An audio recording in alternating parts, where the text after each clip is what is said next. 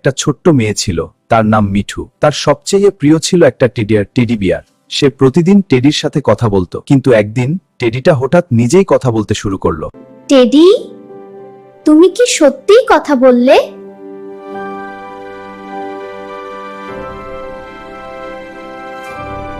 হ্যাঁ মিঠু, আমি তোমার বেস্ট ফ্রেন্ড। তুমি যখন একা থাকো আমি তোমার সাথে থাকি।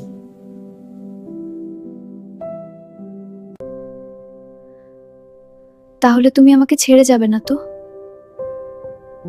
না, কখনো না।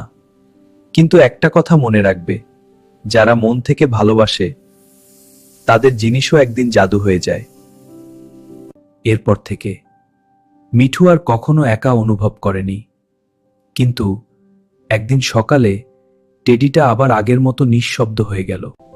তবুও ভালোবাসা কি সত্যিই হারিয়ে যায়?